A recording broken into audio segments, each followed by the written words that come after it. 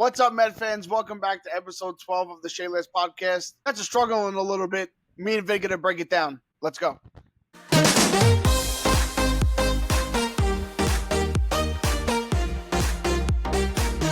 All right, Vin. So, over the last 10 games, the Mets have a 4-6 record. It's not looking great as of right now. Since the Yankees series, since the Subway series, the Mets have really been struggling both offensively and the bullpen. Starting pitching still looks pretty good, but what's your outlook on the team over the last 10 games? Honestly, it's been going on since before the Subway series. I don't know. I honestly don't know what to think. When I say it's been going on since before the Subway series, I feel like games we've won have been such an offensive struggle, except for that one game. Who do we play? I actually have the schedule right here. Who was the game? Was it the Nationals when everybody was all over Nimmo again? He had the 9 RBIs. The Mets scored like 20 runs. Yeah, it was the Nationals. The offense has just been in like a coma all season. And I just want to get this out of the way early. I know Juan Soto is the easy target, and don't get me wrong, he's been awful. He's had countless times to come up and win a game or drive in a big run, and he hasn't done it yet. But he, like I said, he's the easy target, but I also think it's letting everybody else off the hook. Alvarez has been awful. Yep. Vientos has been terrible. To be honest with you, the two best hitters right now, somebody that I don't like, Jeff McNeil and Brett Baty. Yeah. It's been embarrassing. Last night, the game against the Dodgers, how many times do you have to have the chance in extra innings? And hats off to Reed Garrett. Brazaban ended up giving up the run, but it was just unrealistic to keep expecting those guys to throw up zero after zero after zero with the ghost runner against a good team. Yeah, and to get back, I defended Soto for a long time. We gave him 30, 40, we're 51 games into the season now. It's been really bad. Like you said, the opportunity, obviously he's still getting his walks. His on base is still high for him. But his opportunities to come up and get a hit with runners in scoring position and continuously to fail every single time, it's starting to get frustrating, to say the least. But to your point, it's not just him; it's the team as a whole. I read a stat today that Pete Alonso is currently on or tied with his longest streak of not hitting a home run in his career. Lindor hasn't looked great at the leadoff spot. So they're really struggling offensively right now. Luckily, starting pitching continues to pitch at a quality pace. Our bullpen we knew the bullpen wasn't going to be able to pitch the way they were pitching throughout the whole season. They kind of hit a little bit of a road bump. So it's a little bit of a struggle right now. And this is the ebbs and flows of a season. These are the hills and valleys of a season. There's going to be highs, there's going to be lows. And right now, we're at a really low. I mean, we are not hitting for anything. And I feel like, as Mets fans, I get that there's peaks and valleys throughout the season, but their valleys seem to go on for like a month and a half. It's not a week. No, this is a bad stretch. And hopefully, once we get past the Dodgers series, listen, the Dodgers are an A+ team. They're one of the best teams in the league. Obviously, we knew coming into the season that the Dodgers were going to be one of our direct competitors and people to compare to see where we are as a team. But we have the Rockies after this, and then the White Sox after them. Oh, no, I'm sorry. The White Sox and then the Rockies. But then we have them again on the road. So we have four complete series to have the opportunity to come back here and really start to get those bats going again.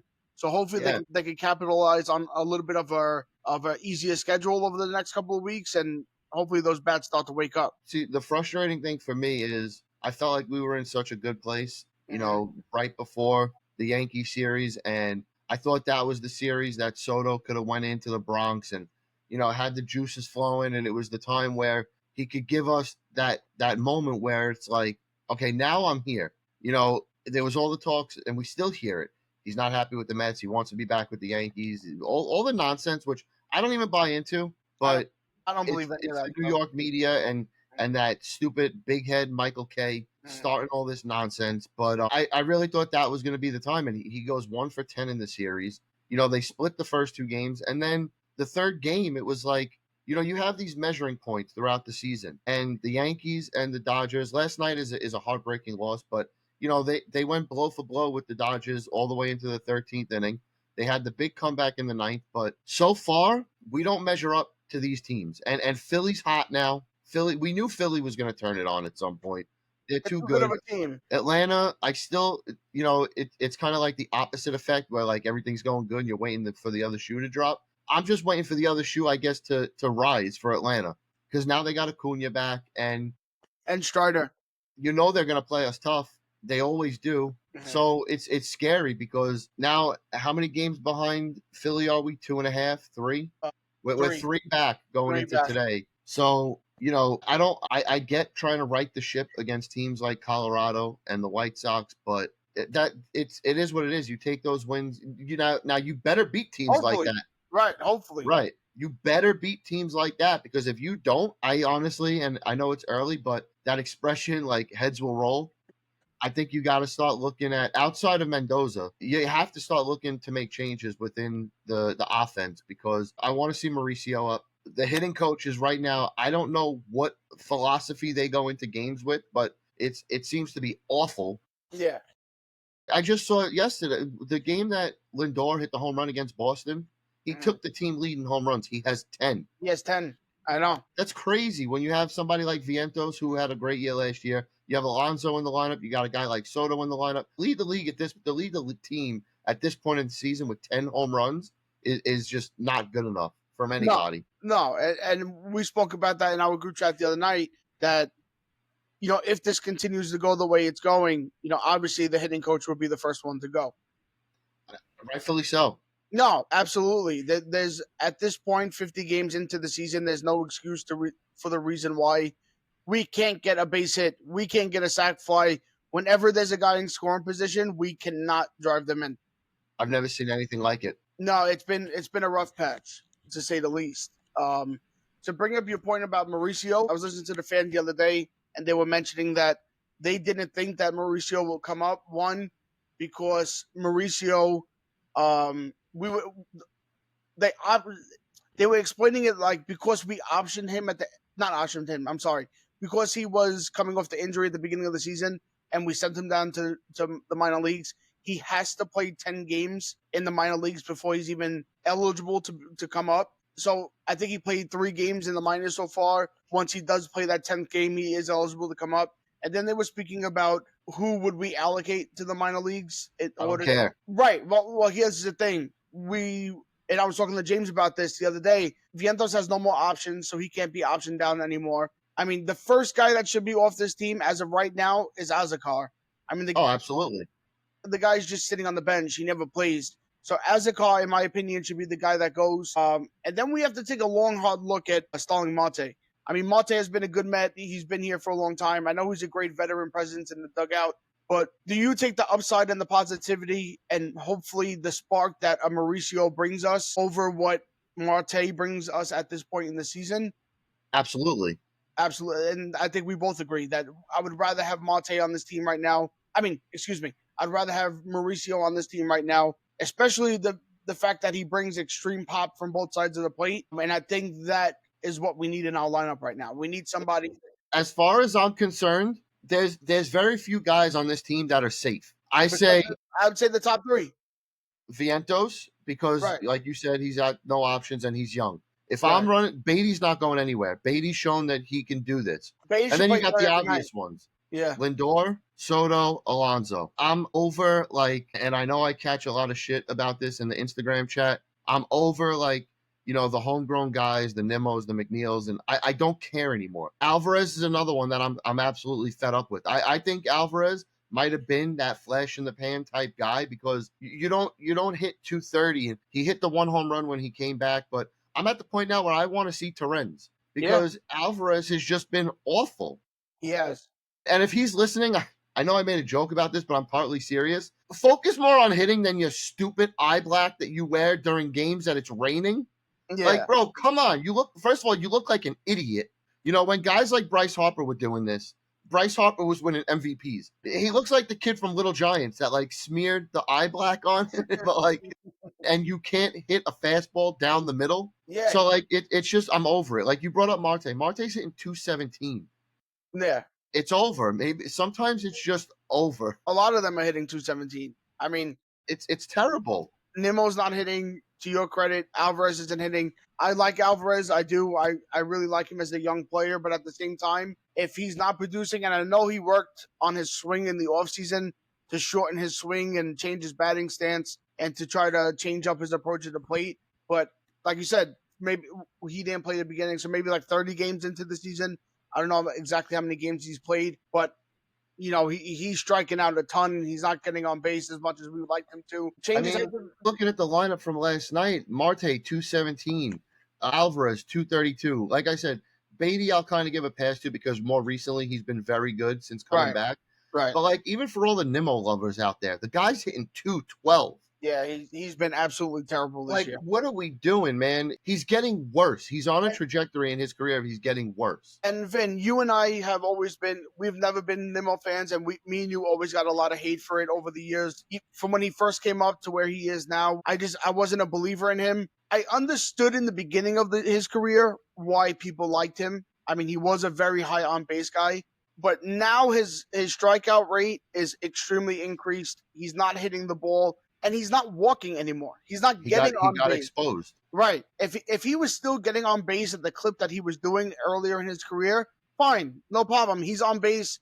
Anything can happen when somebody puts the ball in play. We can score runs. Not a problem. But he is no longer walking the way he used to. And I don't know. I don't know if me and you are in the minority on this topic about we definitely are. But I'm so over him, and I know he has a long contract with us, and I think that contract, people look back at different contracts over the Mets years. We gave this guy $172 million to hit 212, not get on base, not steal a base. I just don't understand where that money went. I understand he was a homegrown guy. I understand he was great for us in the run that we made, but I don't know. Toronto would have signed him. Looking at his numbers, 49 games, 212. Now think about this. In 49 games, he has 27 RBIs.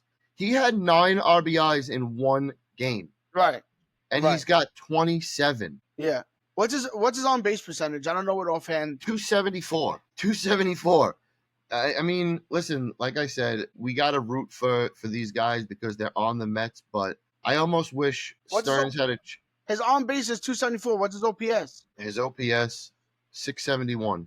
So he's just having a really bad year all around. He's slugging 397. He's got 8 home runs, 38 hits, and like I said, he's got 27 RBIs in the 49 games, and 9 of them were in one game. Now, listen, this isn't, everybody knows how me and you feel about Nimmo. This isn't like, just an episode to bash Nimmo, but I do think he's been exposed because now they move Lindor into the leadoff spot, and Nimmo can't use that on-base percentage because guys are walking him as much. Now he's in RBI spots. Right. So he looks even worse than what he was as a leadoff hitter. Yeah, he's a little bit under the microscope when it comes to his spot in the lineup. Right. And I can't get on Alonso. Alonso's been unbelievable to start the year. So he hit a rough patch. And like you said, the peaks and valleys, it's going to happen, but they're all in a valley at the same time. Yeah, and like you said, we don't want this to be the best Brendan Nimmo show, but honestly, Vin, which I have no problem with. But I'm neither. We're on record from the beginning that we're both not the biggest Brendan Nimmo guys, and guys, that's okay. We argue all the time, and we used to argue with friends. You don't have to like every player that's ever on your team, and that's just my opinion. Like, I'm just not a big Brendan Nimmo guy. Vinny's not a big Brendan Nimmo guy. You guys might not be a big Alvarez guy. I happen to love Alvarez, and that's perfectly fine. I also hate Jeff McNeil.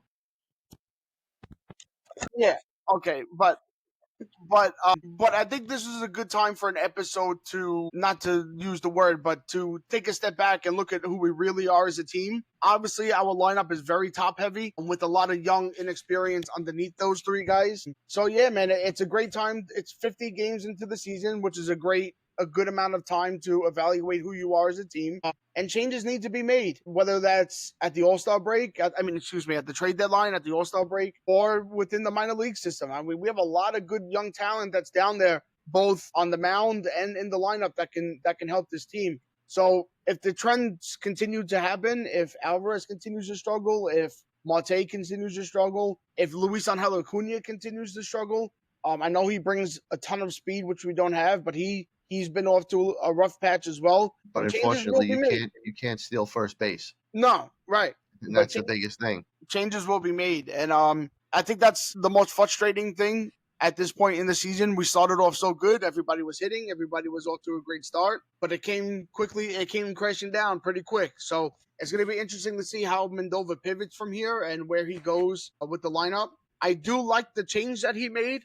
I just don't know who that two-hole hitter is going to be. I think at this moment, and you mentioned it before, I would like to see McNeil in the two-hole. I mean, he's the only guy really hitting right now. If Lindor gets on base, he gets on base, and then we're waiting for the day for Soto to start hitting. Yeah. But I do like that change. Maybe getting Soto out of that two hole and moving him down to maybe get some more RBI spots, more RBI opportunities. But I really I don't know just what to say anymore. I feel like every night it's the same thing. You and I, we didn't even watch the Met game last night because we've been so distracted with how good the Knicks are doing, were doing, and then I get home from the game and I turn the Met game on and Soto's over 5 again. Yeah. And the frustrating thing is, outside of the 2 years he was in San Diego, we got to watch a ton of Juan Soto being in our division. And then last year, seeing him every day, living in New York, hearing about it from the Yankee fans. And I'm, fairly confident in saying this is the worst I've ever seen him. Well, seeing him on a day-to-day basis, yes. But if you look at his numbers in San Diego, Vin, honestly, he was worse in San Diego. He had that. I don't know, bro. You know what it is? I look at it like I just don't think. numbers, yes, I'll give you that. But there's some games where he doesn't even look competitive at the plate. And this was a guy that everybody, not just me, you, Yankee fans, whatever, all of baseball was saying that this is the best hitter since Ted Williams. But listen, I will never doubt who Juan Soto is as a player. I think he's still a top echelon player in the league. Yes, he's going through a rough patch. And I commented in the Instagram chat when I said, I don't know why Met fans, I mean, yes, I know why we're upset about it. Obviously, with the money that he got and the expectations coming into the season, yes, we're all upset about it. But it's not like we haven't seen this before. This happens all the time with big time free agents that come to New York. There is going to be The Mets that come to the Mets, not New York, that come to the Mets. It happens with the Yankees. Very rarely. I feel like it's all the time when we get them. The Yankees gave Jacoby Ellsbury $1 billion, and they right. got games for them. It happens with them, but I feel like every time we bring in that big free agent, we can never just like right off the rip. Like, how great would it have been if Lindor? We went through it with Lindor, we went through it with Beltran, we went through it with Piazza, we went through it with Soto. Now, how great would it be if just one time we brought in that guy and it was like April and May, he just completely tears the cover off the ball. Yeah, but it's April and May into a 15-year contract. I get it. July 4th weekend, we're at home and he starts hitting the ball versus the Yankees. Nobody's going to care what he did in April and May. That's fine, but struggle in like year 5 in April. The first year, why can't we just have something nice right off the bat? I don't think it's that big of a deal in the retrospect of that. I think that if a player has to get adjusted, I mean, I know he's in the same city, he's been here, whatever. Obviously, it's a new organization. He has there's a lot more responsibility on his plate now than he was with the Yankees. $800 million, and we're throwing this money around. This money's a fantasy to us because who knows what that money's like. But that much money, not only is it life-changing, but I can't imagine what comes with that. Like, there has to be some sort of adjustment period for him off the field. Like, Pedro Martinez. Now, I feel before, because I do like that you brought up Pedro, and I do want to hear you bring that up, but I feel almost the opposite. I feel like the pressure was on him last year because you turned down the contract from the Nationals, you turned down the contract from San Diego, you told the Yankees you weren't talking an extension. That's the Yankees. Now, you played out your contract, and you had a monster season in a contract season with the Yankees. You didn't do it with the White Sox. You didn't do it with the Cubs. You know what I mean? You didn't do it in like these second monster or big organizations. You didn't do it with Boston. You put this up with the Yankees, and you carried that organization to the World Series. I'd say him and Stanton, those two guys throughout the playoffs, were able to pick them up because Judge falls off worse than Paul Heyman's hairline in October.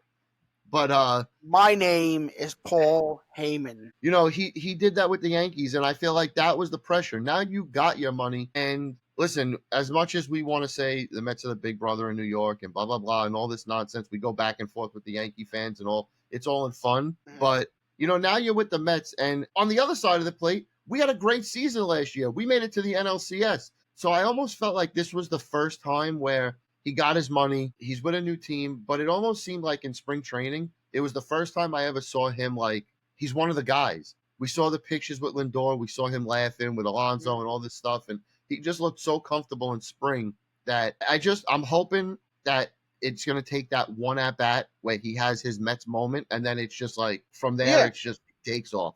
and that's why I'm not freaking out about it. Like I said, if we say it time and time again, if we're gonna talk about this for the next 15 years, we are gonna get. I'm gonna lose more hair than I'm already losing. That's why I'm wearing a hat. And it's going to be a long 15 years of a contract. So Pedro Martinez went out and said, does anybody look at, yes, he got that monster contract, but to summarize, I don't want to say word for word, but to summarize what Pedro said, does anybody look at the player inside of the jersey? I mean, my point that I just made, $800 million is life changing. Is he dealing with off the field stuff that we don't see? Like, is his family very involved in his life, which we know, like that's publicly that his family is very involved in his life. Like, are those effects having an effect on him, as a baseball player? And yes, it's easy for us to say that. We can always say, oh, well, this is his job, this is his, life, that, he should be able to separate the two. But you got, at the end of the day, the guy's 26 years old. He has more money than he's ever had in his life. There has to be some variables off the field that are distracting him from what's going on the field. And that's just my opinion. I have no worries about Juan Soto. Yes, would we like for him to start hitting? 100%. I'm not discrediting the fact that he's not doing good, because he is not doing good at all. It's really bad right now. Like, It's an understatement. It's bad. I yelled at James last night. I was like, this guy went 0 for 5 again, and we didn't even watch the game. Like, Yeah. I thought maybe, I'll get home from the next game. He'll go 2 for 4. No, he went 0 for 5 again. Listen, It's just frustrating, man. Like I said, we saw it with Lindor with the whole thumbs down nonsense. Yeah. Me and you remember. I mean, I know I do. I don't know. I remember Piazza getting booed at Shea Stadium. Yeah. Beltran getting booed at Shea Stadium, and I heard. I think the Beltran comparison is a little bit better, because Beltran wore his emotions on his sleeve when he first came here. Like, you physically saw that Beltran wore. Well, you remember when he was getting booed and he didn't come out for the standing ovation, and Delgado was like, "You better get out there." Yeah. Well, that was the veteran in Delgado knowing the situation. Yeah. But Piazza, you really didn't see it as much, but definitely Beltran. Like, you knew that, like, was this a good move? Like, did we make the right choice here? And look how great he was for us. Like, if he goes to Cooperstown, there's a possibility he's going in with a Met hat on. So I think that, like, just like last episode, I know it's 50 games. I know it's frustrating. I know the Yankees beat us in 2 out of 3. We just got to let it play out, because I guarantee you, Vin, if October comes and we are in the playoffs and he's hitting, nobody's going to care about March, April, and May. Nobody will. Listen, I made this comparison with the Knicks, and we're both Knicks fans, so I'll make you the comparison. No. It's similar to the Soto. Now, obviously, the sports are completely different with the money, but the package that we gave up for Mikal Bridges was astronomical in NBA terms. But I said to somebody before the playoffs, I said, listen, go out and play good, and I don't care about the regular season. And I'll say the same thing for Soto. But, Bridges had moments in the playoffs so far. He's had big games for us. So I don't care what he did in game 26 and 27. Right. That's my point exactly. Let's get into the playoffs, and yes, you're 100% right. If Soto in the division series or the NLCS or whatever it is, and he looks like Juan Soto again, I won't care about April and May. But the scary thing is, like I said, he's on like a trajectory now where his at-bats aren't even competitive. The check swings, rolling over everything to second base, first base. And, bro, just have 5 I don't even care if you go 0 for 5. I don't. Have 5 at-bats where you hit rockets all over the field. And that's what I thought he did in Boston. I mean, I thought he hit the ball really good in Boston. Besides that one check swing that he just, like, rolled off. I don't know what that was. But I mean, listen, bro, look at the play against the Yankees. I mean, come on. You hit that ball up the middle and you're jogging in the ninth inning box. Like, this is the 9th inning of the Subway Series. And I don't want to hear from fans, well, the Subway Series doesn't mean much to him and blah, blah, blah. Bro, you're getting paid. You hit a ball up the middle. EJ LeMahieu had to dive for that ball. It's the 9th inning of a game. Run the damn ball out. If you're busting out of the box and you get to first and you're forcing him to make a bad throw, you don't know what happens. Right. You don't know what happens. No, I listen. And it's things like that. I agree with you, he'll hit, but it's things like that that to me is Yes, most frustrating. I agree. And Vin, and I want to clip this part because I want to make a reel out of it to see what other people think. I don't understand what changed from last year to this year when it comes to his mannerisms and I don't know. his day to day. I guess what's the word I'm looking for? His swagger? Yeah. Like where did his swagger go? Like we seen this kid since he was 19 years old in Washington, and he was so enthusiastic. He had so much flair. He had so much confidence, and it just disappeared. It just went away. And I think that's the strangest part to this whole thing. That I don't know. I think it's just very weird how Yeah, it just gone. You thought I thought that him and Lindor were a match made in heaven. I me thought that too. they were gonna be like I thought it was just I thought those two guys I thought that Lindor and Soto were gonna be a perfect match, especially hitting 1 and 2, and you just don't see it from I Soto. feel. Okay, listen, baseball locker rooms have so many any locker room, any sports Oh locker yeah, room, football, baseball, basketball, they but have like they so say, many. winning cures all. Of course, winning cures all. But I just don't know what happened to his swagger, his enthusiasm, his flair, his persona. Like, where is that? Where is that guy? I Like, don't I know. don't know. Wait, I don't know what's going on. And I know Yankee fans are gonna be because he's not happy. He doesn't want to be in Queens. This is him being miserable. Blah blah blah blah. I don't think it's that. But I wonder when we're gonna see it. Like you said, is it gonna be his first walk off hit? Whether it's a home run or a single or whatever, like will that break his shell? Like when are we gonna see it? So it'll be interesting to see. But Yeah, I don't know. that's the main thing. The hitting doesn't bother me. You know that I think he'll be fine. But that's the thing that drives me crazy. Like where did that Soto go? Like where did he go? I Because don't know, and I can already see like the comments, and it's hard to have it when you're struggling and this and all this. Like he's not yeah, hitting, so but we've seen that before. of course. We've seen him do it. We've seen him go 0 for 5 in Washington, but look like it doesn't matter if Randy Johnson or Pedro or Mariano's on the mound. He had that in the box where it was like almost like I'm F you. better than you. I'm You're better than not you. getting me out. I don't care who you are. Right, right. And then now it's like he's like in between everything. And me and you, we were actually walking out of work and we were talking about this. I had a thought that I was like, is it Mendoza? Like, is Mendoza telling him like, yo, settle down with that stuff? Like, you're a veteran now. Like, but look at I last don't year. think so. I was No, gonna but say what is last year that? was a circus. Yeah, you brought up last year, and I'm like, you know what? You're right. Like, we had a concert after a game. Like, Mendoza was all about it. Like, it can't be that. It's mind blowing to me, really. Like that's the strangest thing that's happened this year. That's my number one takeaway from the Soto situation is where did his swagger go, and what do you guys think? Leave a comment in the comments below. Let us know what you think. Where did Soto swagger go? What's up with him? Do you think it's his off the field stuff that's bothering him? Do you think it's his approach at the plate? Let us know what you think in the comments because I think that is the number one thing in my opinion that's different with Soto. That's different with him. So it'll be interesting to see. And the weirdest thing is we saw it in spring. The I spring know. training games. We saw and it's funny because after his first step out of the spring where he hits the home run, I remember being on the phone with you that day and it was like this is it. I know. We got our monster now. But listen, we spoke about it earlier in the year and we spoke about it now. We'll continue to speak about it, but you almost have to try to find like a levelness to this Of within ourselves because we'll drive ourselves crazy. This course. guy's here for 14 years. I know. That's I'm why I'm not. expecting the back end, year maybe 12, 13, 14, 15 to look like this, not year one, I wouldn't even consider it year one yet. It's month 3. right? It's not year one. Listen, we'll be on here. This is only episode 12 of the Shayla's podcast. At episode 25, when we're doing our season wrap up and we're talking, if he's still batting like this, that's it. All bets are off. Then all bets are off. But month 3 into the season, like I said, let's see what happens. Let's see how it plays out. You know what it's like so far. Remember like when you're little I know and you get exactly what it's no, Vin. I know exactly what it's like so far. You know what it's like so far? what? Aaron Rodgers running out of the tunnel with the American flag and he tears Not his Achilles. knock on wood, bro. Let's not.